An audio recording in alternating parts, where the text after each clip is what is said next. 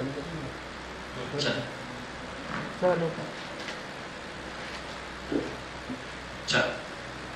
तो अब तक हम किसी एक सिंगल पॉइंट चार्ज पार्टिकल के बारे में पढ़ चुके हैं कि अगर पॉइंट चार्ज पार्टिकल है उसकी लगभग दो इलेक्ट्रिकल प्रॉपर्टी पढ़ चुके हैं। से एक इलेक्ट्रिकल प्रॉपर्टी थी कि किसी पॉइंट चार्ज से किसी जनरल आर डिस्टेंस पर उसका इफेक्ट देखते थे और इफेक्ट कितना इंटेंस है बाद में इलेक्ट्रिक फील्ड इंटेंसिटी बताती थी। ई का जो जनरल रिजल्ट था वो था 1/4πε0 Q/r² डायरेक्शनल वेक्टर के साथ r कैप के साथ। एक और स्कैटर रिजल्ट था, ये चार्ज पार्टिकल का अपनी सराउंडिंग में किया कह सकते हो प्रोड्यूस किया गया वेक्टर इफेक्ट। एक इफेक्ट होगा और आएगा इसी चार्ज पार्टिकल से r डिस्टेंस पे जाकर हम किसी नए चार्ज पार्टिकल का लेवल ऑफ एनर्जी चेक करते हैं। उस लेवल ऑफ एनर्जी को इलेक्ट्रिकल पोटेंशियल कहते हैं। इलेक्ट्रिकल पोटेंशियल का जनरल आंसर आता है 1/4πε0 Q/r। ये स्केलर क्वांटिटी। तो ध्यान रखना अभी तक हम किसी पॉइंट चार्ज पार्टिकल के बारे में पढ़ते रहे, फिर हमने असेंबली ऑफ चार्ज पार्टिकल पढ़ा। असेंबली ऑफ चार्ज पार्टिकल का मतलब सपोज करो चार्ज पार्टिकल किसी लेंथ में यूनिफॉर्मली डिस्ट्रीब्यूट कर दिया गया। यूनिफॉर्म डिस्ट्रीब्यूशन का तरीका ऐसे होता है कि सपोज करो इस लीनियर कंडक्टर को आपने q अमाउंट चार्ज सप्लाई किया और इसकी लेंथ l थी। उसे स्टेटमेंट के फॉर्म में मैथमेटिकली लिखा जा सकता है कि l लेंथ में अवेलेबल चार्ज q है, यूनिट लेंथ में अवेलेबल चार्ज q/l हो जाएगा। इसे हम लोग लैम्डा के नाम से जानते हैं। तो लीनियर चार्ज डेंसिटी लैम्डा की वजह से r डिस्टेंस पर इलेक्ट्रिक फील्ड इंटेंसिटी का फार्मूला भी हम लोगों ने देखा था। अगर ऊपर एंगल सबटेंड हो रहा है θ1 और नीचे एंगल सबटेंड हो रहा है θ2 तो इस पॉइंट की जो रिजल्टेंट इलेक्ट्रिक फील्ड इंटेंसिटी है उसका एक जनरल रिजल्ट आया था 1/4πε0 λ/r sin θ1 sin θ2। राइट। अब इसमें है क्या बेटा कि ये तो किसी पॉइंट चार्ज की वजह से इफेक्ट है, ये किसी कलेक्शन ऑफ पॉइंट चार्जेस की वजह से इफेक्ट है। डाइपोल का मतलब होता है हमारे पास दो इक्वल मैग्नीट्यूड वाले लेकिन अपोजिट साइन वाले। तो दिखाते हैं जरा सा फोटो। मतलब चार्ज पार्टिकल की कितनी वैरायटी है उसके हिसाब से एक वैरायटी सेलेक्ट करेंगे जिसमें दो इक्वल मैग्नीट्यूड वाले अपोजिट नेचर वाले चार्ज पार्टिकल्स एक दूसरे से सर्टेन डिस्टेंस पर रखे जाते हैं। सपोज करो ये आपका एक पॉइंट चार्ज है +q और एक दूसरा पॉइंट चार्ज है आपके पास -q। राइट। तो दो पॉइंट चार्जेस अगर सपोज करो एक दूसरे से फिक्स सेपरेशन पर और फिक्स सेपरेशन हम कितनी रख कर लें d। तो दो पॉइंट चार्जेस एक दूसरे से सर्टेन सेपरेशन d पर रख दिए जाएं तो ये जो डिवाइस बनती है इस डिवाइस का नाम इलेक्ट्रिक डाइपोल है। डाइपोल की खास बात क्या है कि चार्ज पार्टिकल्स का मैग्नीट्यूड इक्वल होगा, उनके साइन अपोजिट होंगे। अब किसी भी फिजिकल या किसी इलेक्ट्रिकल डिवाइस की कंप्लीट इंफॉर्मेशन अगर आपको किसी टर्म से मिल सकती है तो टर्म बना लिया जाए। तो डाइपोल की जो कंप्लीट इंफॉर्मेशन थोड़ा सा साइन चेंज करें कि इसे माइनस कर देते हैं इसे प्लस कर देते हैं, उसका एक इंपॉर्टेंस भी समझ में आ जाएगा। तो इस डाइपोल की कंप्लीट इंफॉर्मेशन हमें इसके डाइपोल मोमेंट से मिलेगी। तो electrical dipole moment that is P = Q × d। यहाँ Q इन दोनों में से किसी एक चार्ज पार्टिकल का मैग्नीट्यूड और d उन दोनों के बीच की सेपरेशन है। ये एक वेक्टर क्वांटिटी है, इसमें डायरेक्शनल वेक्टर भी आएगा और डायरेक्शन इसकी इंडिकेट करी जाती है -q से +q की तरफ। तो फिर से बताते हैं डाइपोल इलेक्ट्रिकल डाइपोल एक ऐसी इलेक्ट्रिकल डिवाइस जिसमें दो इक्वल अपोजिट नेचर के चार्ज एक फिक्स सेपरेशन पर रखे जाए। उसकी complete information electrical dipole moment से बनेगी और इलेक्ट्रिकल डाइपोल मोमेंट होता है आइदर ऑफ चार्जेस, दो में से कोई एक चार्ज मल्टीप्लाई बाय बीच का सेपरेशन, डायरेक्शन वेक्टर भी रहेगा, direction directed from -q to +q। Unit की बात करें तो चार्ज पार्टिकल का मेजरमेंट कूलम के टर्म्स में होगा और डिस्टेंस का मेजरमेंट मीटर के टर्म्स में होगा। तो इलेक्ट्रिकल डाइपोल मोमेंट की जो यूनिट बनेगी बन जाएगी कूलम × मीटर। ठीक है, ये हो गया डाइपोल। अब सवाल ये आता है कि हम डाइपोल की वजह से अच्छा अभी हमने डिस्कस किया था, हमने दो ही टर्म का नाम दिया था, इलेक्ट्रिक फील्ड इंटेंसिटी, दूसरा इलेक्ट्रिक पोटेंशियल। जितना आपका सिलेबस है वो केवल इसी बाउंड्री के अंदर है कि किसी इलेक्ट्रिकल डाइपोल की वजह से इसकी सराउंडिंग में किसी पॉइंट पर कितना इलेक्ट्रिक फील्ड इंटेंसिटी बनेगा या कितना इलेक्ट्रिक पोटेंशियल बनेगा। तो हम लोग सीधे रिजल्ट की तरफ चल रहे हैं। सबसे पहले हम लोग चेक करने जा रहे हैं कि अगर किसी इलेक्ट्रिकल डाइपोल की वजह से इसके सराउंडिंग में इलेक्ट्रिक फील्ड इंटेंसिटी आएगी तो उसका रिजल्ट क्या होगा। देखिए जरा सा। तो पहला टाइटल है कि डाइपोल हो गया, डाइपोल का इंट्रोडक्शन हो गया। अब चलते हैं डाइपोल के रिजल्ट्स की तरफ। इलेक्ट्रिकल डाइपोल के रिजल्ट में आपके पास जो पहला रिजल्ट है, वेरी फर्स्ट रिजल्ट, वो electric field intensity due to electric dipole, due to electric dipole. Electric dipole देखिए बच्चों, इलेक्ट्रिक डाइपोल डायपोल की वजह से इलेक्ट्रिक फील्ड इंटेंसिटी, इसका बड़ा पहले जनरल फार्मूला सीखते हैं, क्योंकि जनरल फार्मूला आपको जितनी जगह चाहिए, मतलब डायपोल के सराउंडिंग में कोई भी पॉइंट आप सेलेक्ट कर लीजिए, वहां आपको इलेक्ट्रिक फील्ड इंटेंसिटी बता देगा। तो इलेक्ट्रिक डायपोल की इलेक्ट्रिक फील्ड इंटेंसिटी जो जनरल डिस्कशन होता है, या कह सकते हो जो किताबी भाषा में, एक तो डायपोल की वो पोजीशन बनाते चलते हैं, एक पॉइंट चार्ज माइनस क्यू, उसे सर्टेन सेपरेशन पर दूसरा पॉइंट चार्ज प्लस क्यू, दोनों के बीच की सेपरेशन बेटा d, direction from minus to P, minus to plus. इसकी प्रॉपर्टी का नाम electric dipole moment. Dipole moment बराबर आई of charges means Q multiply the बीच का सेपरेशन मींस डी। डायरेक्शन है इसमें, ये एक वेक्टर क्वांटिटी है, राइट। अब किसी इलेक्ट्रिकल डायपोल की वजह से उसकी किसी जनरल डिस्टेंस, अच्छा स्पेस का कोई पॉइंट सेलेक्ट कर, कोई भी पॉइंट सेलेक्ट कर, मान लीजिए ये पॉइंट हमने सेलेक्ट कर लिया, इस पॉइंट का नाम रख लिया x। इस x पॉइंट पर इलेक्ट्रिक फील्ड इंटेंसिटी कौन कौन बनाएगा? तो आपके मन से जवाब आया कि सर किसी पॉइंट की इलेक्ट्रिकल प्रॉपर्टी डिसाइड करने के लिए सराउंडिंग के सारे चार्ज पार्टिकल रिस्पांसिबल है। ये भी अपना इफेक्ट बनाएगा, ये वाला भी अपना इफेक्ट बनाएगा, दोनों का जो कंबाइंड इफेक्ट आएगा उसकी वजह से जो इलेक्ट्रिक फील्ड बनेगी, उस इलेक्ट्रिक फील्ड का जनरल फार्मूला देखने जाते हो। किसी डायपोल के सेंटर को आप सबसे पहले उस पॉइंट से ज्वाइन कर दीजिए ताकि हम उस पॉइंट को लोकेट कर सकें। उस पॉइंट की लोकेशन डायपोल के सेंटर से कितनी दूरी पर है r, कितने एंगल पर है, कितने इंक्लिनेशन पर है थीटा। और समझना सीखना क्या है, सीखना ये है, डिस्टेंस हम बेटा नीचे मेंशन कर दे रहे हैं। सीखना है कि इलेक्ट्रिकल डायपोल के मिड पॉइंट से किसी जनरल डिस्टेंस r पर एक पॉइंट है x जिसकी एंगुलर पोजीशन हॉरिजॉन्टल से थीटा एंगल पर, राइट। अब थीटा वैरी करके जहां चाहो वहां जा सकते हो। जैसे थीटा बराबर 0 कर दो तो आप इसी की एक्सिस पर आ जाओगे, डायपोल की एक्सिस पर आ जाओगे। थीटा बराबर 90 कर दो तो आप डायपोल के ठीक परपेंडिकुलर किसी लाइन पर आ जाओगे, और थीटा बराबर थीटा रहे तो स्पेस के किसी जनरल पॉइंट पर होगा। अब सवाल आता है कि हम पहले तो बेसिक बातें अगर आपको याद नहीं है, तो आपको अगर कुछ स्टैंडर्ड रिजल्ट याद है तो किसी माइनस ऑफ क्यू और plus of Q charge particle को अगर सर्टेन सेपरेशन पर रख दिया जाए तो डिवाइस का नाम डायपोल।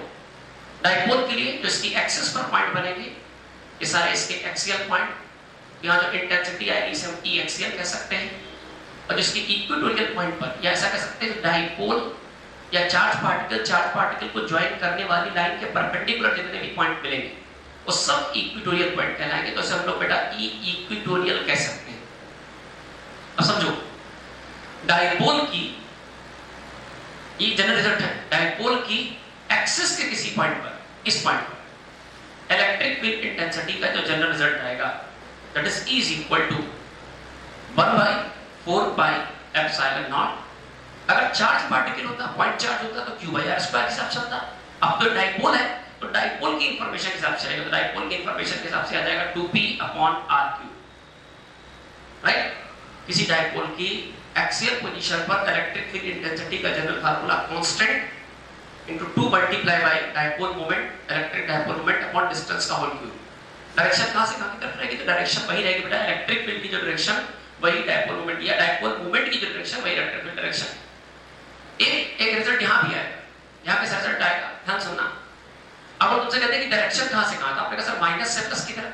इलेक्ट्रिक डायपोल मोमेंट की डायरेक्शन माइनस से प्लस की तरफ। जो डायरेक्शन p की है, जो डायरेक्शन डायपोल मोमेंट की है वही e की है, तो मोमेंट की डायरेक्शन है फ्रॉम, ऐसे कहते हैं लेफ्ट साइड से राइट साइड की तरफ, या राइट साइड, ये x एक्सिस की पॉजिटिव डायरेक्शन में p की डायरेक्शन। तो जो डायरेक्शन p की वही डायरेक्शन e की, तो यहां पर इलेक्ट्रिक फील्ड जो एक्टिव होगा वो भी x एक्सिस की पॉजिटिव डायरेक्शन पे एक्टिव होगा। उसका मैग्नीट्यूड कितना होगा आपके सामने लिखा है, p आप पहचानते हैं। देखिए ये कांस्टेंट टर्म हो गया, ये टर्म कांस्टेंट हो गया, टर्म हो गया आपके पास, ये कितना हो गया 9 × 10⁻⁹ 2 p इलेक्ट्रिक डायपोल मोमेंट है, जिसका बचपन से पढ़ते आए हैं कि I तरफ चार्जेस मल्टीप्लाई पे बीच का गैप, और r क्यूब क्या है? तो पॉइंट, हां पॉइंट ऑफ ऑब्जर्वेशन की, मान लीजिए x आपका पॉइंट ऑफ ऑब्जर्वेशन, तो पॉइंट ऑफ ऑब्जर्वेशन की डायपोल के सेंटर से सेपरेशन है बेटा। ये तो हो गया एक्सियल पोजीशन का रिजल्ट। इसी तरह इक्वेटोरियल पोजीशन का रिजल्ट भी सिमिलर आएगा 1/4 pi epsilon naught, बिल्कुल आइडेंटिकल रिजल्ट, बस यहां p/r³ आ जाएगा। आप ऐसा नहीं कह सकते हो कि इक्वेटोरियल पॉइंट के या इक्वेटोरियल पोजीशन के किसी पॉइंट की इलेक्ट्रिक फील्ड की जो ताकत होती है वो एक्सियल पॉइंट के किसी इलेक्ट्रिक फील्ड इंटेंसिटी का जस्ट हाफ होगा। डायरेक्शन कैसी होगी? तो डायरेक्शन याद रखना आपकी बात रिजल्टेंट की तरीके से ड्रॉ करोगे, बिल्कुल वेक्टर डायग्राम में जाएं कि प्लस की वजह से रेडियली आउटवर्ड, माइनस की वजह से इन्वर्ट रिजल्टेंट डायरेक्शन दोनों के बीच से ऐसे जाएगी।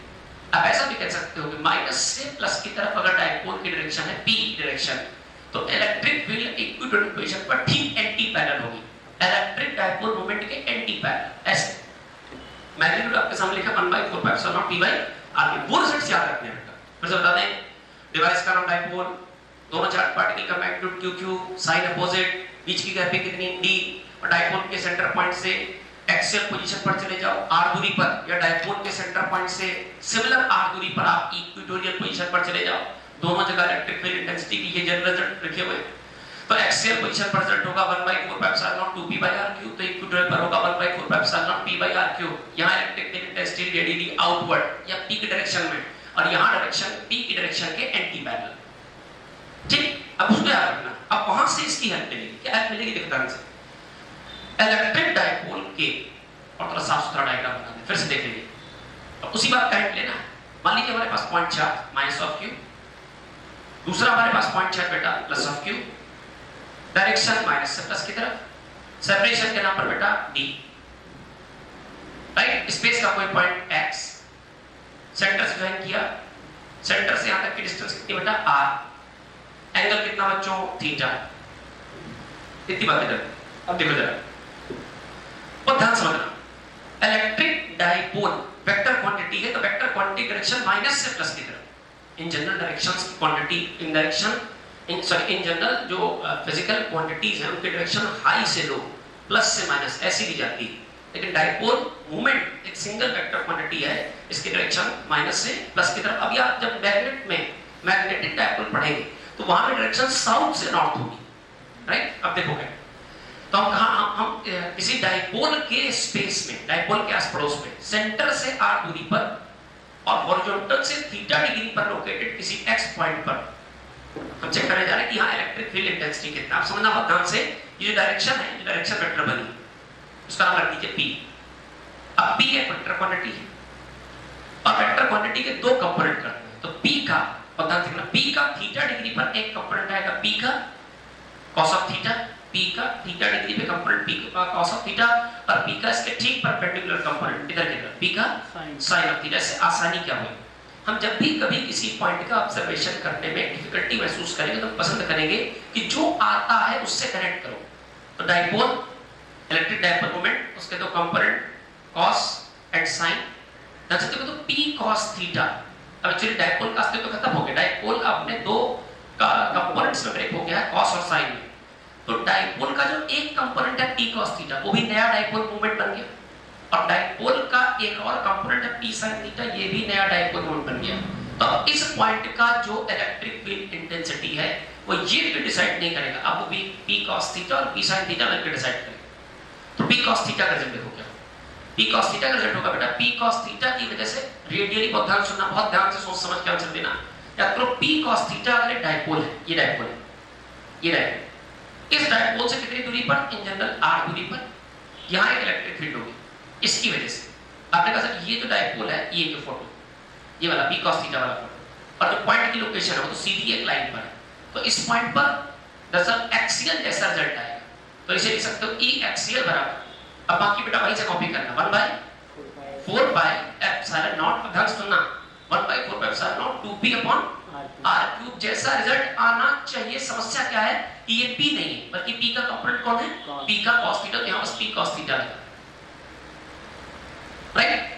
तो p के कंपोनेंट p cos थीटा के लिए ये पॉइंट एक्सियल निकला। और सुनो, p के कंपोनेंट p sin थीटा, तो ध्यान सुनना, p sin थीटा के लिए पॉइंट कैसा है, परपेंडिकुलर वाला पॉइंट है, और परपेंडिकुलर पॉइंट कैसा होता है, इक्विटोरियल। तो p sin थीटा के लिए कैसा पॉइंट है, इक्विटोरियल। तो इक्विटोरियल में रिजल्ट कैसा होता है, एंटी पैरेलल। तो अगर p sin थीटा के लिए ये इक्विटोरियल पॉइंट है तो रिजल्ट होगा एंटी पैरेलल लाइक दिस, ऐसे। अब कितना रिजल्ट होगा तो उसको नाम दे रहा बेटा e equatorial, e equatorial. Answer बोलो बेटा 1/, बिल्कुल सब ऊपर लिखा हुआ है, ऊपर भी बोला 1/4 pi epsilon naught p by r³। अब असल में ये p by r³ नहीं होगा, बल्कि p का sin theta by r³, that's it, right. तो इस पॉइंट की इलेक्ट्रिक फील्ड इंटेंसिटी डिसाइड करने में p का रोल नहीं, बल्कि p के कंपोनेंट p cos थीटा और p sin थीटा का रोल है। p cos थीटा के लिए एक्सियल पॉइंट है ये, और p sin थीटा के लिए इक्विटोरियल। अब फिर वही कहानी आ गई, किसी एक पॉइंट पर दो इलेक्ट्रिक फील्ड एक साथ हावी नहीं हो सकते, और दो होंगे तो उनका रिजल्टेंट आ जाएगा। रिजल्टेंट कहां से जाएगा? दोनों के बीच से जाएगा, ऐसा कुछ जाएगा। तो इसे कहेंगे ई नेट। अब ई नेट का असली मतलब क्या है? ई नेट का असली मतलब है कि इस डाइपोल के कंपोनेंट की वजह से बनने वाले इलेक्ट्रिक फील्ड का रिजल्टेंट, अर्थात इस डाइपोल का इस पॉइंट पर जो रिजल्टेंट इलेक्ट्रिक फील्ड होगा वो ई नेट कहलाएगा। अब कॉमन सेंस समझना, एक ऐसे अलोंग एक्सिस, एक परपेंडिकुलर टू एक्सिस, दोनों के बीच एंगल कितना? 90 डिग्री। तो net electric field E net is equal to, बोलना पड़ेगा बेटा। अब ध्यान से देखो तो क्या ये दो वेक्टर क्वांटिटी एक दूसरे से 90 डिग्री पर इंटरेक्ट कर रहे हैं, तो इनके दोनों की वजह से इस पॉइंट पर इलेक्ट्रिक फील्ड का नेट रिजल्ट आएगा अंडर रूट के अंदर। पता होगा आपको, अगर दो वेक्टर क्वांटिटी थीटा एंगल पर काम करे तो रूट के अंदर a square plus b square plus 2ab cos theta, तो रिजल्टेंट इलेक्ट्रिक फील्ड आ जाएगा e एक्सियल का स्क्वायर, e एक्सियल का स्क्वायर प्लस e इक्विटोरियल का स्क्वायर अब plus 2e axial e equatorial cos 90, और cos 90 बेटा 0। अब ध्यान से देखो और सोच समझ के बताना, e एक्सियल और इक्विटोरियल दोनों का स्क्वायर करके जोड़ना है। आई मीन इस नंबर और इस नंबर का अगर हमें स्क्वायर करके जोड़ना पड़े तो क्या कुछ कॉमन आ जाए? क्या कॉमन आएगा बेटा? 1/4 पाई एप्सिलॉन नॉट, पूरा स्क्वायर के साथ आएगा 1/4 pi epsilon not. I think p by r क्योंकि दोनों में पूरा कॉमन है विद स्क्वायर। अब क्या क्या बचा? समेटो एक्सियल में क्या क्या, तो 2 बच गया, देखो 2 छूट गया, और क्या बचा? स्क्वायर करो 2 का square 4 cos square theta plus इसके पास क्या बच गया? sin theta. स्क्वायर करो sin स्क्वायर। एक चीज तो हमको लालच के तौर पर दिखाई दे रही है कि अगर हम कुछ जुगाड़ करें तो sin square theta cos square theta जुड़ सकता है, लेकिन cos स्क्वायर थीटा के 4 टर्म्स है। तो जुगाड़ ये हो रहा है कि एक काम कर इसको तो बाहर निकाल दो, क्योंकि स्क्वायर भी है रूट भी, तो स्क्वायर बाहर आएगा तो रूट कैंसिल हो जाएगा, तो बन जाएगा बेटा 1/4 पाई एप्सिलॉन नॉट बन जाएगा p by r। क्यों डब्बे के अंदर कौन कौन बचेगा बेटा? 4 का square theta plus sin square theta. अगर लगाओ, अगर इसको 3 + 1 लिख लिया जाए, 4 को लिख लिया जाए 3 + 1, जुगाड़ देखिए यही करते हैं, इसे 3 और प्लस 1 अगर लिख दिया जाए, ध्यान से देखो ये जुगाड़ बन गया, cos square theta plus sin square theta मिलके कितना बन जाएगा? 1। तो बन जाएगा बेटा रूट के अंदर 3 cos स्क्वायर थीटा प्लस का 1। ये जनरल रिजल्ट है। अब सुनो, अब यही सारी बातें बता देगा, जो सीखा उसको फिर से एक बार आंसर करा देते हैं तो सब याद हो जाएगा, तुरंत याद हो जाएगा। हमारे पास एक पॉइंट चार्ज था -q, एक पॉइंट चार्ज था बेटा +q। इन दोनों के बीच की सेपरेशन थी बेटा in general d, right, in general d। एक हमने पॉइंट लोकेट कर लिया जो कि सेंटर से कितने डिस्टेंस पर है r, इसकी लोकेशन कितने डिग्री पर है हॉरिजॉन्टल से थीटा पर, डायपोल के कंपोनेंट cos और sin, रिजल्टेंट इलेक्ट्रिक फील्ड किसकी वजह से आएगा? Axial equatorial. दोनों का रिजल्ट कितना आ गया? E बराबर, डायरेक्ट इस पर फोकस करना है, E बराबर 1/4 pi epsilon naught p by r cube root के अंदर 3 cos स्क्वायर थीटा प्लस 1। अब सोचते चलो तुम्हें वो सारे रिजल्ट दिखाई देंगे। फॉर एग्जांपल, अगर हम इस पॉइंट को उठा करके, इस पॉइंट को, इस जनरल एक्स पॉइंट, यही एक्स पॉइंट है, अगर मैं इस पॉइंट को उठा करके एक्सिस पर ले, डाइपोल की एक्सिस पर ले, तो उसको धीरे धीरे कम ये आ गया, यहां कहीं आएगा, तो थीटा बराबर कितना करना पड़ेगा? 0। अब थीटा बराबर 0 करना पड़ेगा, तो थीटा बराबर यहां 0 डालो, जैसे यहां 0 डालोगे तो 0 डालते cos 0 कितना बन जाएगा? cos 0। अब फिर से बोलता बेटा, अगर x पॉइंट एक्सिस पर आ जाए तो क्या थीटा खत्म हो जाएगा? तो थीटा बराबर 0, थीटा बराबर 0, एक्सियल पोजीशन मतलब थीटा बराबर 0, थीटा बराबर 0 cos 0 1, और cos 0 1, तो 1 * 3 3 + 1 4, और 4 का root 2, answer 1/4 pi epsilon naught 2p/r cube को देखिए सिंपल एक्सियल वाला। अब अगर थीटा बराबर 90 कर लो, अगर आप थीटा बराबर 90 डिग्री कर लो, यहां पे मत जाओ, यहां पे मतलब इक्वेटोरियल। अच्छा थीटा 90 cos 90 कितना? 0। तो क्या ये पूरा खत्म हो जाएगा? अंदर रूट के अंदर कौन बचेगा जो कि 1 बन जाएगा, रिजल्ट आएगा 1/4 pi epsilon naught p by r cube equatorial का रिजल्ट। तो आपको इन जनरल सब भूल जाना, बस खाली ये रिजल्ट दिमाग में रखना। एक बात और बता दें, इसी का पोटेंशियल रिजल्ट ये 2020 पूछा गया था, ये इलेक्ट्रिक फील्ड का रिजल्ट है। इसी के जैसा जनरल किसी पॉइंट पर डाइपोल की वजह से जनरल किसी डिस्टेंस r पर जिसकी एंगुलर पोजीशन थीटा हो, यहां कहीं आपसे इलेक्ट्रिक पोटेंशियल नीड 2020 में पूछा गया। तो पहले आप इस रिजल्ट को, इलेक्ट्रिक फील्ड के रिजल्ट को याद कर लें, दिमाग में रखें, फिर इसके बाद हम लोग पोटेंशियल का रिजल्ट सीखते हैं। डन? नोट कर लीजिए। अब देखिए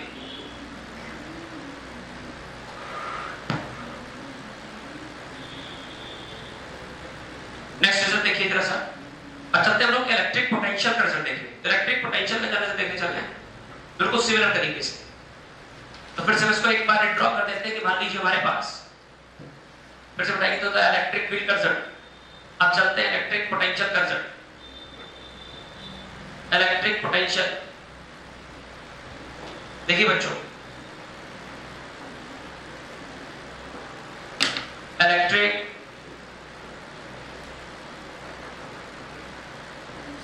पोटेंशियल कर्व, इलेक्ट्रिक पोटेंशियल देखिए बहुत ही आसान। फिर वही कहानी, एक point charge minus of Q, certain distance पर दूसरा point charge plus of Q, दोनों के बीच की जो सेपरेशन है वो अंडरस्टूड है, स्मॉल डी सेंटर से किसी जनरल डिस्टेंस पर, सेंटर से किसी जनरल डिस्टेंस पर चले जाओ। किस डिस्टेंस पर बेटा? आर। एंगुलर लोकेशन कितनी मान लो? थीटा। इस पॉइंट का पोटेंशियल कर्व V पोटेंशियल बराबर, फिर वही कंपोनेंट लेके सॉल्व करते हैं, लेकिन अब की बार कंपोनेंट लेने की आवश्यकता नहीं। क्यों?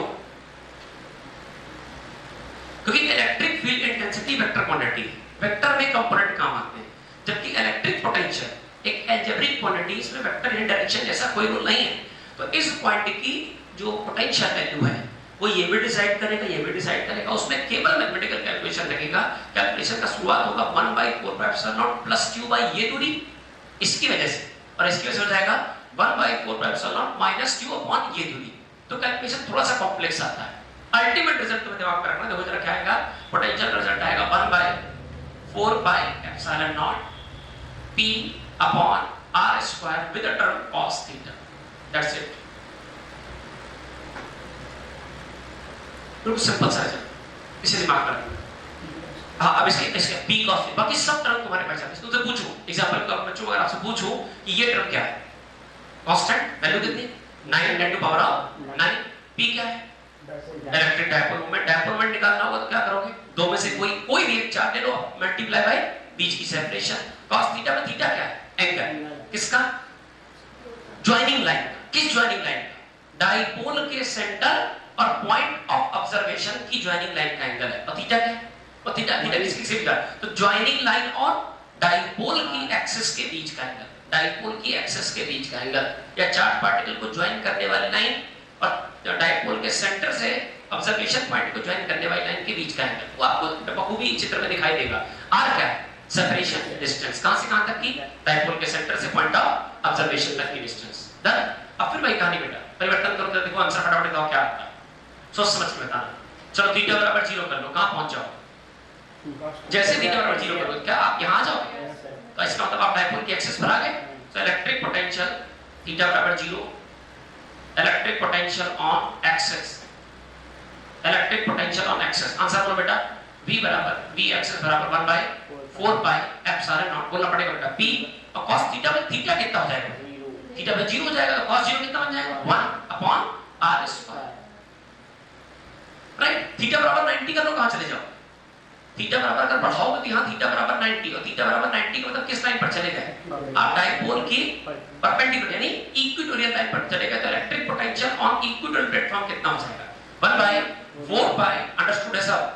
1/4πε0 बोलना पड़ेगा बेटा, into p upon r square multiply by cos 90 कितना? 0। तो सारा रिजल्ट कितना हो जाएगा? 0। अब कुछ चीजें लॉजिकली बड़ी स्पष्ट होती है। कितनी सुंदर चीज दिखाई तुम्हें, देखो डेमो के ऊपर देखना। अच्छा इमेजिन करो, ये डिस्टेंस कितनी? d, आधी कितनी? d/2। ये कितनी? d/2। ये कितनी? अरे r है, यहां पहुंच गया, ये r यहां पहुंच गया, ये भी कितनी होगी? r। अब सोचना बेटा, क्या ये डिस्टेंस और ये डिस्टेंस अलग अलग की जैसी? अरे d/2r d/2r, क्या ये डिस्टेंस एक जैसी होगी? अच्छा इस पॉइंट का पोटेंशियल कितने लोग डिसाइड करेंगे? किसी पॉइंट का पोटेंशियल सराउंडिंग की सारी चार्ज बॉडी या सारे चार्ज पार्टिकल डिसाइड करते हैं। तो इसकी वजह से यहां पोटेंशियल कितना होगा? मान लो इस गैप को x मान लिए, आंसर बोलो बेटा 1/4πε0 माइनस q बाई x। इसकी वजह से पोटेंशियल कितना होगा? 1/4πε0 प्लस का q बाई x। का दोनों वैल्यू इक्वल बट अपोजिट है, क्या दोनों कैंसिल होगी? नेट रिजल्ट कितना आएगा? 0। क्या समझ गए? अब देखो यहां से एक और सुंदर सवाल बनेगा, यहां से एक और सुंदर सवाल बनेगा, देखना जरा क्या बनेगा। फिर इसके बाद 3 वाला सवाल करते हैं, ओनली है बहुत आसान। एक और सुंदर सवाल बनेगा। सवाल ये बन सकता है कि डायपोल जो होता है या इलेक्ट्रिक डायपोल जैसी कोई डिवाइस है, उसके अगर हम इक्वेटोरियल प्लेन पर चलना शुरू कर दें, बहुत ध्यान से समझ बताना बेटा, थोड़ी देर के लिए रुक जाए। ये माइनस q प्लस q, ये डायपोल के सेंटर से जाने वाली लाइन, इसे आप इक्वेटोरियल लाइन भी कह सकते हैं।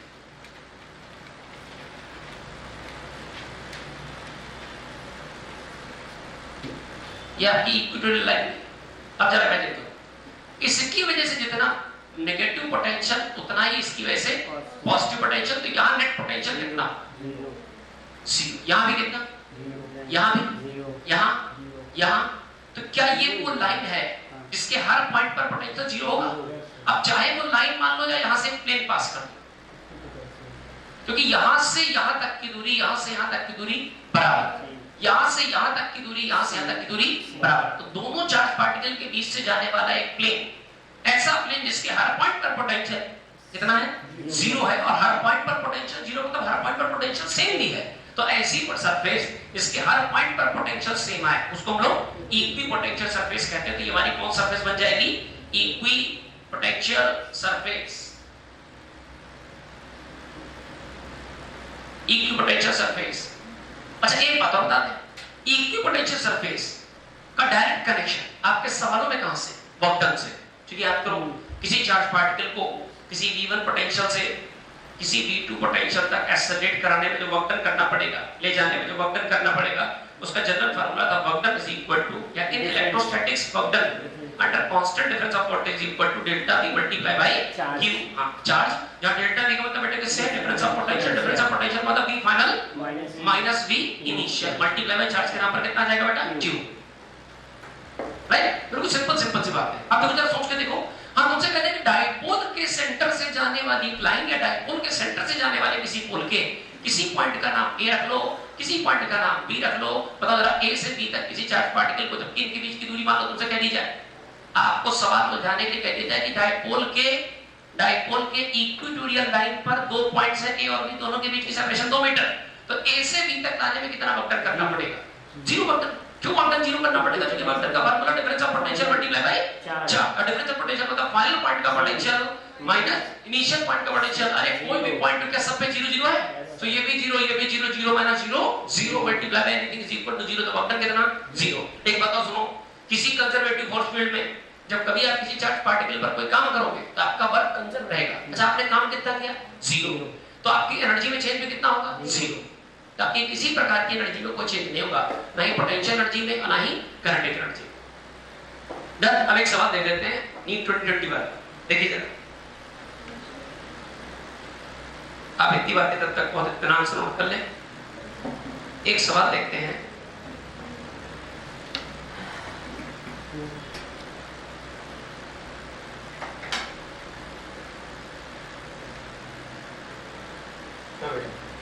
देखिए क्वेश्चन क्या है। क्वेश्चन कह रहा है short electric dipole has a dipole moment of, question में पहले पूरा लैंग्वेज फॉर्म नोट कर लेते हैं, छोटा सा पार्ट। 2020 का बहुत आसान सा सवाल। क्वेश्चन कह रहा है एक शॉर्ट इलेक्ट्रिक डायपोल, इसका डायपोल मोमेंट डेटा नोट करते जाए। इसका डायपोल मोमेंट यानी पी हमको दिया गया है 16 इनटू, आप इस सब पे चला सकते हैं, 16 × 10⁻⁹ कूलम मीटर। राइट? एक इलेक्ट्रिक डायपोल है जिसका डायपोल मोमेंट डायरेक्ट कर दिया गया 16 × 10⁻⁹ coulomb metre. The electric potential due to dipole at a point distance 0.6 metre from centre of dipole. कह रहा डायपोल के सेंटर से 0.6 मीटर के डिस्टेंस पर, अर्थात r बराबर 0.6 मीटर पे आपको इलेक्ट्रिक पोटेंशियल पता करना है। आपको इलेक्ट्रिक पोटेंशियल पता करना है जो कि, अच्छा ये पॉइंट है, इसकी लोकेशन दो तरीके से बताई जाएगी। तो इसकी डिस्टेंस बताई जाएगी, दूसरी इसकी एंगुलर स्थिति बताई जाएगी। तो एंगुलर स्थिति थीटा आपको बताई जा रही है, थीटा बराबर 7 डिग्री। और इसमें हिंट के तौर पर आपको न्यूमेरिकली आप मेहनत ना करें, रटे ना रटे, 1/4πε0 की डायरेक्ट न्यूमेरिकल वैल्यू 9 इस्तेमाल करें। हिंट दिए हैं, हिंट के फॉर्म में 4 ऑप्शंस दिए हैं और चारों ऑप्शन है 400 वोल्ट, 50 वोल्ट, 0 and 200। राइट?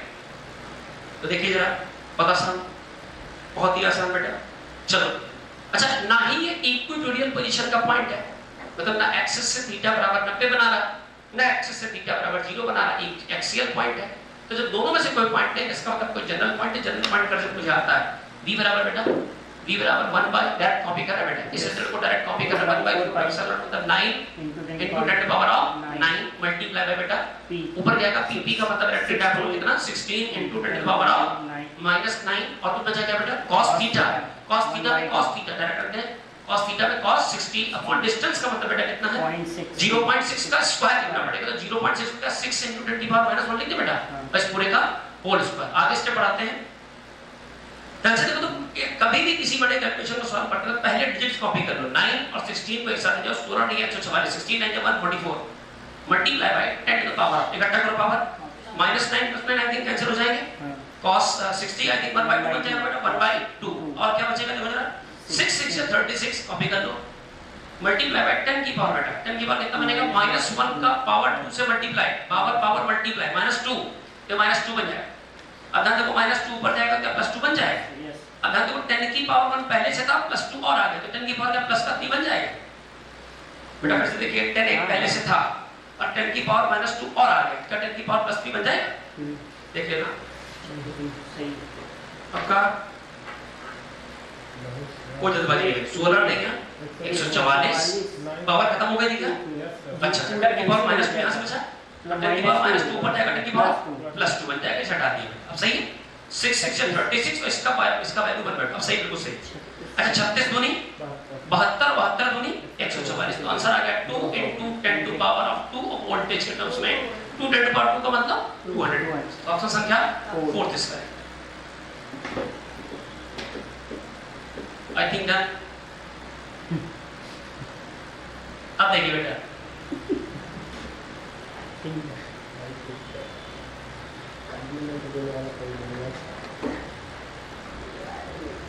अब एक चीज बहुत शानदार आर्टिकल है ये भी, torque on electric dipole, torque on electric dipole, किसी इलेक्ट्रिक डायपोल पर लगने वाला टॉर्क। टॉर्क का मतलब ऐसा एफर्ट जो किसी बॉडी को रोटेट करने की टेंडेंसी रखता, जो कि फोर्स और डिस्टेंस दोनों के मल्टीप्लिकेशन से या प्रोडक्ट फॉर्म से तैयार। तो बड़ी शानदार चीज, बेहद लजीज और टेस्टी। ये बेटा uniform electric field. Electric field को रिप्रेजेंट करने के लिए हमने पैरेलल स्पेसिंग वाली लाइनें बनाई है। गैप के साथ साथ इलेक्ट्रिक फील्ड वेरी करता है, गैप न बढ़ रहा है न घट रहा है, इसका मतलब electric field constant instant intensity का, यूनिफॉर्म इंटेंसिटी का, उसकी इंटेंसिटी का नाम रख लेते हैं ई, चूंकि वेक्टर क्वांटिटीज के ऊपर एरो लगा दिया, इसमें हमने डायपोल रख दिया, ये रहा डायपोल जिसका हॉरिजॉन्टल सपोज करो इंक्लिनेशन कितना बेटा थीटा, हमेशा की तरह आदत डालो, यहां रख लो -q, ऊपर रख लीजिए बेटा +q। आपको याद होगा हमने इस बात को कई बार पढ़ के बताया, कोई भी चार्ज पार्टिकल इलेक्ट्रिक फील्ड को महसूस करेगा फोर्स के फॉर्म में, तो इस पर एक फोर्स लगेगा, कितना लगेगा बेटा F बराबर, बोलना पड़ेगा एक बार मेरे साथ, F बराबर Q मल्टीप्लाई बाय E, जहां Q इसका चार्ज है, E क्या है इलेक्ट्रिक फील्ड इंटेंसिटी, जो डायरेक्शन इलेक्ट्रिक फील्ड की डायरेक्शन फोर्स की, पॉजिटिव चार्ज पार्टिकल्स में जो डायरेक्शन फील्ड की, जैसा फील्ड का प्रभाव वैसा ही चार्ज पार्टिकल फोर्स महसूस करेगा।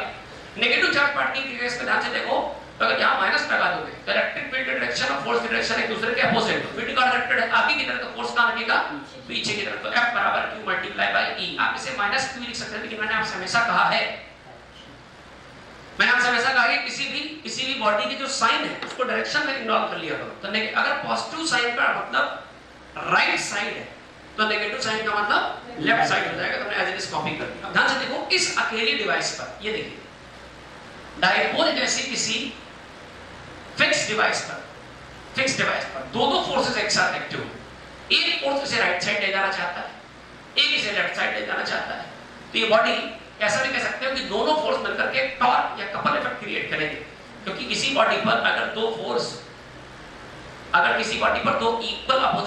इक्वल अपोजिट फोर्स किसी कांस्टेंट परपेंडिकुलर डिस्टेंस पर काम करना शुरू कर दें तो मिलकर कपल इफेक्ट या टॉर्क इफेक्ट क्रिएट करते हैं। तो torque effect tau is equal to either of forces multiply by in between separation, तो आइदर ऑफ फोर्सेस में कोई एक ले लेंगे और multiply by in between separation की बात करो तो डायपोल का हॉरिजॉन्टल के साथ एंगल थीटा, बीच की सेपरेशन पर छोड़ डी। ध्यान से देखो अगर आप इसे इस जो सेपरेशन इसे L माने तो इस पर कोई भी ट्रिग्नोमेट्री का ऐसा रेशियो चेक कर रहा है, ये थीटा तो ये भी थीटा होगा, क्योंकि ये दोनों लाइनें पैरेलल हैं, दो पैरेलल को ट्रांसवर्सल काटेगी तो आपस में इंटीरियर एंगल बराबर होंगे। ठीक बात है, ध्यान से देखो इस ट्रायंगल को कोई ऐसा जुगाड़ जिसमें आप परपेंडिकुलर एंगल के सामने परपेंडिकुलर और हाइपोटेनस को बात कर सकते हैं sin थीटा। तो sin थीटा इस ट्रायंगल के लिए sin थीटा बराबर परपेंडिकुलर अपॉन हाइपोटेनस। सो L बराबर कितना बन जाएगा बेटा d multiply by sin theta. और ध्यान सुनना, हमने L को जानबूझकर इसलिए हटाया क्योंकि L हमारे डेटा का पार्ट नहीं होगा। डेटा हमें दिया जाएगा डाइपोल की इंफॉर्मेशन के बारे में, डाइपोल की इंफॉर्मेशन में d दे सकता है, तो हमने L को d के टर्म्स में कन्वर्ट कर लिया। Theta angle of inclination of dipole from axis या from dipole with electric field. तो देखिए जरा, टॉर्क का मतलब जो इस पे घुमाने का इफेक्ट रखे, दो में से कोई एक फोर्स ले लो, बीच की परपेंडिकुलर सेपरेशन L ले लो। L की जगह बच्चों क्या रख दिया जाए, d का sin ऑफ थीटा। तो टॉर्क आ जाएगा बेटा, टॉर्क बराबर F का मतलब दो में से कोई एक चार्ज कितना बेटा QE मल्टीप्लाई बाय बीच का गैप कितना d मल्टीप्लाई बाय कितना sin of theta. So Q multiply by E और Q multiply by E multiply by d। ध्यान से देखो इसे पहचानो क्या बन जाएगा, है कुछ जुगाड़ है। ऐसे Q मल्टीप्लाई बाय d क्या बन जाएगा, Q मतलब चार्ज और d मतलब बीच का separation. Charge multiply by either of charges multiply by बीच का सेपरेशन बन जाएगा P इनटू बन जाएगा E इनटू बन जाएगा sin ऑफ थीटा। हम अभी केवल मैग्नीट्यूड डिस्कस कर रहे हैं, आप चाहे तो वेक्टर फॉर्म लिख सकते हैं, क्योंकि टॉर्क एक वेक्टर क्वांटिटी है जो कि फोर्स, जो कि डिस्टेंस या पोजीशन एक्सिस या पोजीशन वेक्टर और फोर्स वेक्टर के प्रोडक्ट से बनी। फिर से बोलते हैं, टॉर्क एक वेक्टर क्वांटिटी है जो पोजीशन और फोर्स के क्रॉस से बनी है। दो वेक्टर क्वांटिटी का क्रॉस करने से वेक्टर क्वांटिटी आती है। इसका मतलब टॉर्क की डायरेक्शन लिखना आवश्यक है। तो डायरेक्शन लिखते वक्त हम ध्यान रखेंगे, आपको याद होगा कि हम दो वेक्टर का क्रॉस करें, हमने कर दिया A क्रॉस B, तो आपको उसका आंसर याद होगा। A क्रॉस B का आंसर क्या बेटा, A का मैग्नीट्यूड इनटू B का magnitude into sin of theta with direction vector. ये अलग से आपको लिखना पड़ेगा। तो ठीक वैसे सोचो बेटा, अगर A क्रॉस B को लिख सकते हो AB sin थीटा, तो AB sin थीटा को लिख सकते हो A क्रॉस B। वैसे लॉजिकली इसे लिख के बताओ, PE क्रॉस थीटा को क्या लिखोगे, I think PE cross sorry PE sin theta को B vector cross E vector. अब इधर दो वेक्टर का क्रॉस किया है, दो वेक्टर का क्रॉस एक वेक्टर आएगा, तो टॉर्क भी कैसा बन जाएगा बेटा, वेक्टर फॉर्म ऐसे। तो क्या किसी इलेक्ट्रिक डायपोल को किसी इलेक्ट्रिक फील्ड में रखने पर, अच्छा एक बड़ी अच्छी सी बात थी कि जैसे लोग वैसे ही फिजिकल प्रॉपर्टीज को महसूस कर पाते हैं। जैसे इलेक्ट्रिक डायपोल चार्ज पार्टिकल से मिलकर बना है, तो चार्ज पार्टिकल की किसी प्रॉपर्टी जैसे इलेक्ट्रिक पोटेंशियल को महसूस कर सकता है ना बेटा। अब देखिए, अब जब इसको रख दिया, सवाल ये आता है बैलेंस है कि अनबैलेंस है, या इसको घुमाने में कुछ काम करना पड़ेगा क्या। तो वक्टर के बारे में देखिए, जैसे किसी डायपोल को अगर किसी इलेक्ट्रिक फील्ड में रख दिया जाए और उसे थीटा डिग्री रोटेट किया जाए या थीटा 1 से थीटा 2 रोटेट किया जाए, तो ऐसा रोटेट करने में हो सकता है एजेंट को कोई काम करना पड़े। जैसे एग्जांपल के तौर पर बहुत ध्यान सुनना बेटा, इस वाले की डायपोल पे, डायपोल के इस एंड पर जो फोर्स एक्टिव है वो है राइट साइड और इधर एक्टिव लेफ्ट साइड। तो इस डायपोल की ऑटोमेटिक यानी स्पॉन्टेनियस टेंडेंसी होगी क्लॉकवाइज घूमने की। अगर एजेंट आता है तो एजेंट हो सकता है इससे ये कह सके कि आप क्लॉकवाइज मत घूमिए, हम आपको एंटी क्लॉकवाइज घुमाएंगे, लेकिन इसमें एजेंट को एफर्ट करना पड़ेगा, राइट। अब देखो, अगर ये एफर्ट स्लोली है, कोई भी एफर्ट अगर स्लोली है, तो स्लोली का मतलब काइनेटिक एनर्जी में कोई चेंज नहीं होगा। स्लोली का मतलब होता है कि हम बॉडी पर नेट फोर्स एप्लीकेशन 0 कर रहे हैं, बॉडी को हर वक्त इक्विलिब्रियम पर मेंटेन करने की कोशिश कर रहे हैं। तो net force 0, net acceleration 0, velocity ना बढ़ेगी ना घटेगी, एंगुलर रफ्तार ना बढ़ेगी घटेगी, नेट एंगुलर रफ्तार ना बढ़ेगी ना घटेगी, तो काइनेटिक में कोई चेंज नहीं आएगा। तो आपका वर्क डन कहां जाएगा, कहीं तो इन्वेस्ट होगा। अरे एक कॉमन सेंस की बात है, आपकी जो इलेक्ट्रिक फील्ड है कंजर्वेटिव फील्ड है, तो आपका काम गया कहां, उसने काइनेटिक तो बढ़ाई, तो मजबूरन उसने पोटेंशियल एनर्जी बढ़ाई होगी, तो आपका जो वर्क डन है उसमें प्रिजर्व हो जाएगा, सेव हो जाएगा। किसके फॉर्म में, पोटेंशियल एनर्जी के फॉर्म में सेव हो जाएगा। तो आइए बात करते हैं बेटा पोटेंशियल एनर्जी के वर्क डन की। तो देखिए जरा सा, अगला आर्टिकल इसी में आ जाता है, work done on rotating, work done on rotating, work done on rotating electric dipole.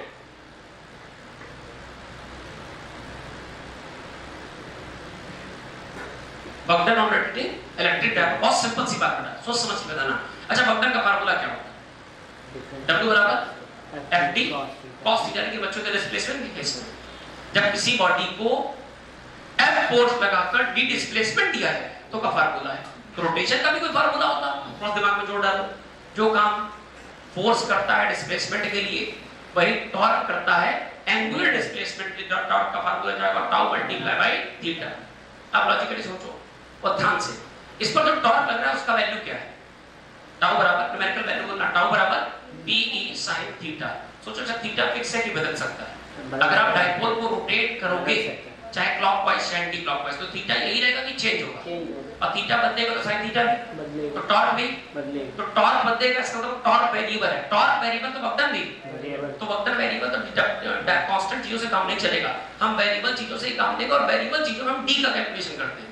तो पहले कैलकुलेशन करेंगे dw का, फिर उसे करेंगे इंटीग्रेट, तो मिल जाएगा w। तो w बराबर इंटीग्रेशन ऑफ बेटा dw बराबर integration of tau dot d theta, right. अब जरा देखिए, जुगाड़ करना पड़ेगा बेटा, करेंट इंटीग्रेशन। तो w बराबर work done on rotating electric dipole, कहां से कहां तक? थीटा 1 से थीटा 2 तक, किसी एक एंगल से किसी एक एंगल तक। फोटो दिखा सकते हैं आपको। इलेक्ट्रिक फील्ड डाइपोल यहां रखा था हॉरिजॉन्टल से किसी थीटा 1 पर, हमने इसे रोटेट करके हॉरिजॉन्टल से किसी थीटा 2 तक शिफ्ट कर दिया। डन। तो बेटा टाउ की वैल्यू बेटा PE sin theta into d theta, integration कहां से कहां तक? थीटा 1 से थीटा 2। P कैसा? कांस्टेंट। P तो इलेक्ट्रिक डाइपोल मोमेंट है, जो कि इलेक्ट्रिक डिवाइस की प्रॉपर्टी। E कैसा? इलेक्ट्रिक फील्ड भी कांस्टेंट। sin थीटा का इंटीग्रेशन, sin का इंटीग्रेशन, cos का डिफरेंशिएशन माइनस sin, sin का इंटीग्रेशन माइनस cos। तो बेटा आ जाएगा माइनस ऑफ cos थीटा और limits from theta 1 to theta 2 is equal to, क्या करें? पहले माइनस साइन बाहर ले लें, तो माइनस साइन बाहर, PE बाहर, cos theta 2 minus cos theta 1।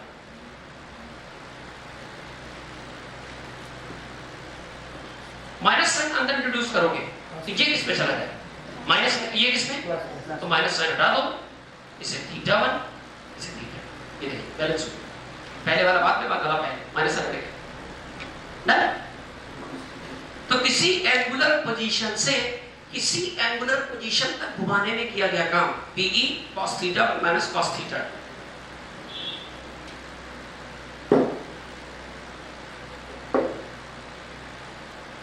एक आखिरी आर्टिकल और देख लो, फिर इसके बाद इक्विलिब्रियम नेक्स्ट वीडियो में डिस्कस करेंगे। एक छोटा सा आर्टिकल और है कि अगर किसी डाइपोल को किसी लोकेशन किसी एंगुलर पोजीशन पर फिक्स कर दिया जाए, उसके उस बनावट की उस कॉन्फ़िगरेशन के टाइम पर जो एनर्जी स्टोर होती है उसे उसकी हम इलेक्ट्रिकल पोटेंशियल एनर्जी कहते हैं। उसका बेटा एक जनरल फार्मूला आएगा, आपको याद रखना है।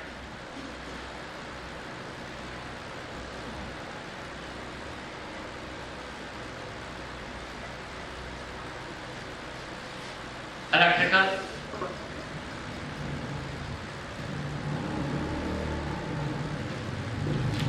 पोटेंशियल एनर्जी,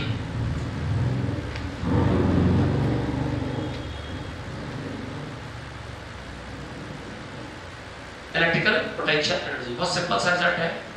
किसी डाइपोल को उसकी मैक्सिमम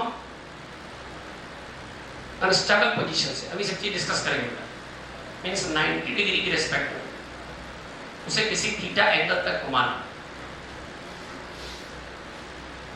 कहां से कहां तक बेटा? 90 डिग्री से उसको रोटेट करके थीटा तक लाने में जो वर्क डन होगा वही उसकी पोटेंशियल एनर्जी होगी। So work done on rotating 90 to theta will be stored in form of potential energy। आइए वैल्यू रखते हैं, U बराबर बोलना पड़ेगा बेटा 90 से थीटा तक में क्या वर्क डन होगा? तब कुछ नहीं, हर वैल्यू नहीं, कहां से घुमाए? हां 90 से, तो W बराबर क्या बन जाएगा? PE। हां जी बोलो बेटा, cos of 90 degree minus cos of theta. cos 90 कितना बेटा? 0। सो पोटेंशियल एनर्जी का general formula minus of PE cos theta. अब आप ऐसे बोल सकते हो, पढ़ के बताओ स्टेटमेंट क्या लिखा? क्या स्टेटमेंट पढ़ो? किसी डाइपोल की कोई भी डाइपोल किसी भी कॉन्फ़िगरेशन में, तो किसी डाइपोल के कॉन्फ़िगरेशन या बनावट की या किसी डाइपोल की स्थिति यानी पोजीशन की पोटेंशियल एनर्जी बराबर minus times of electric dipole moment of that dipole, उसका electric dipole moment multiply by जिस इलेक्ट्रिक फील्ड में रखा उसकी intensity multiply by cos of theta, जहां थीटा क्या है? डायपोल की फाइनल पोजीशन का इलेक्ट्रिक फील्ड के साथ बनने वाला एंगल। राइट, अब अगले वीडियो लेक्चर हम लोग डिस्कस कर लेंगे तीनों बातें मिलाकर कि डायपोल कितना फोर्स या कब डायपोल किस एंगल। और ध्यान सुनना, डायपोल अगर इलेक्ट्रिक फील्ड के अलाउ रखा जाए तो उसमें स्टेबिलिटी कैसी होगी, उस पर फोर्स कैसा लगेगा, इक्विलिब्रियम महसूस करेगा कि नहीं करेगा। अगर 90 पर रखा जाए तो उस पर कितना फोर्स, इक्विलिब्रियम है कि नहीं है। और अगर 180 पर रखा जाए डायपोल तो उस पर इक्विलिब्रियम है कि नहीं है, वो कितना फोर्स महसूस कर रहा है। ये सारी बातें हम लोग नेक्स्ट वीडियो में करेंगे। ठीक है बच्चों।